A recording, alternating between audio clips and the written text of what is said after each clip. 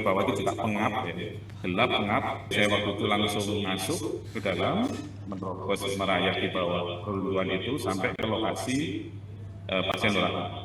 Saya waktu itu memutuskan bahwa iya memang ini harus dilakukan tindakan untuk bisa mengangkat atau mengeluarkan korban ini. Karena kalau tidak ini sudah kondisi sudah shock ya. Kalau kita tunggu sampai nanti kita juga nggak tahu juga itu bangunan bisa diangkat atau tidak. Dan nanti malah membahayakan nyawa pasien. Saya sampaikan untuk bisa dijelaskan dok, sebelum kita mulai lebih jauh begitu, apa pertimbangan sampai harus diamputasi di lokasi, begitu dok? Ya, terima kasih. Jadi memang waktu itu ceritanya sekitar jam 7:11 gitu ya. Saya ingat sekali, saya ditelepon oleh Dr. Aton Irawan, Direktur RSUD Notopuro Sidoarjo. Waktu itu beliau menginformasikan, beliau ada di lokasi waktu itu bersama Bapak Bupati, Dinkes dan beberapa pejabat termasuk tim penyelamat yang lain. Beliau menyampaikan bahwa dok, ini ada satu pasien hidup yang terjebak, tergencet lengannya di bawah reruntuhan.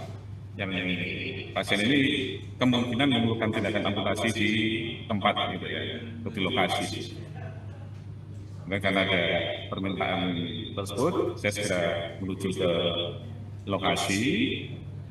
Sampai sana saya sudah ditunggu sama Bukat Dinkes tempat sini. Kemudian saya diantar sampai ke gedung tempat titik korban Nur Rahmat ini berada. Kemudian saya waktu itu langsung masuk ke dalam, menerobos merayap di bawah reruntuhan itu sampai ke lokasi pasien Nur Rahmat. Saya masuk waktu itu saya ditemani dengan satu orang perawat rescue dari IGD RSUD Sidoarjo bersama satu orang Basarnas. Saya masuk, kemudian saya melakukan evaluasi dan asesmen awal. Jadi saya waktu itu memanggil, menyapa, tapi waktu itu memang jawabannya ya memang ya aduh itu, tapi tidak terlalu keras suaranya memang. Jadi terus kemudian mata terbuka, kaki bisa bergerak walaupun pelan, lemah. Tangan kanan memang betul sudah berada posisinya di bawah ton reruntuhan yang benar-benar habis sampai betul-betul rata dengan lantai. Jadi tidak ada space sama sekali. Jari-jari masih terlihat, sempat saya pegang, cuman memang sudah tidak bergerak dan sudah terasa dingin. Oleh karena itu, saya waktu itu memutuskan bahwa iya memang ini harus dilakukan tindakan untuk bisa mengangkat atau mengeluarkan korban ini. Karena kalau tidak ini sudah kondisi sudah shock ya. Kalau kita tunggu sampai nanti kita juga nggak tahu juga itu bangunan bisa diangkat atau tidak. Dan nanti malah membahayakan nyawa pasien. Saya sampaikan untuk Oke, dok, biasanya kan kalau setahu kita ya awam begitu untuk mengamputasi begitu ya di ruang operasi dengan peralatan begitu ya dok. Ya. Ini dokter seperti apa peralatannya dibawa ke dalam begitu, mungkin ada pendarahan. Ini peralatan seperti apa? Lalu antisipasi untuk menolong si pasien atau korban ini seperti apa dok di dalam sana?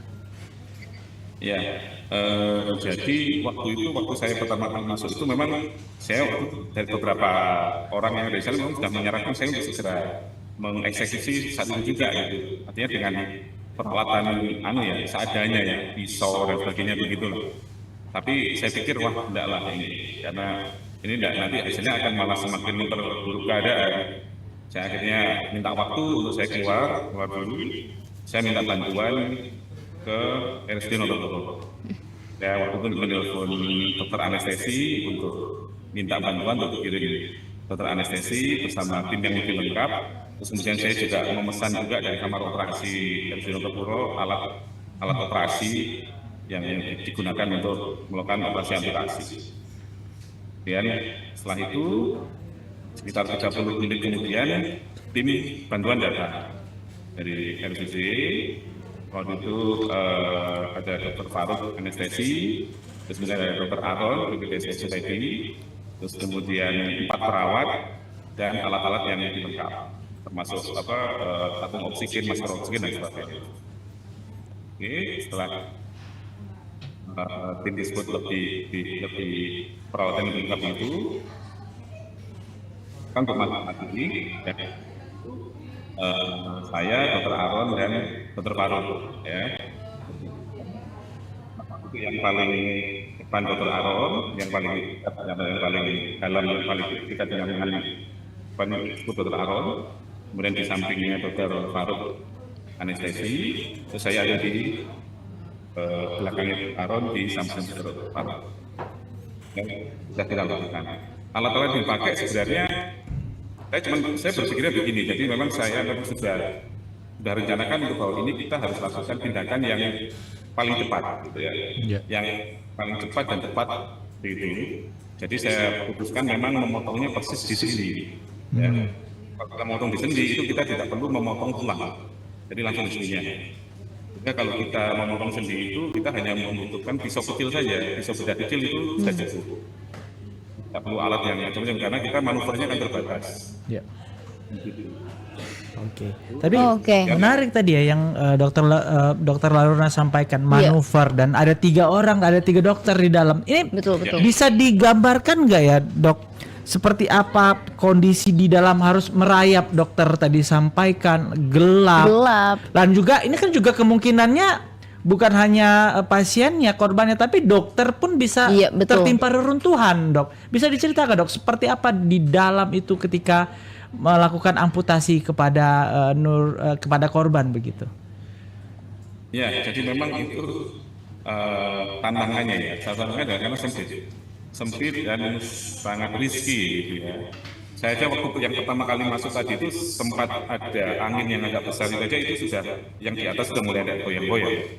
Jadi memang sangat berisiko, terus kemudian di bawah itu juga pengap ya, gelap pengap, tapi kemudian kita membawa lampu ya. Jadi memang dari pasaran sudah mempersiapkan lampu pakai kabel panjang itu, jadi kita pakai penerangan lampu kecil itu untuk menerangi tim kerja gitu ya.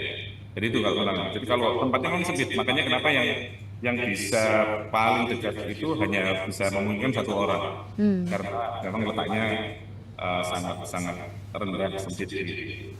Jadi ya, saya memang mengambil posisi agak lebih di bawahnya itu di belakang Dr. Aaron sambil mengarahkan tindakan tersebut.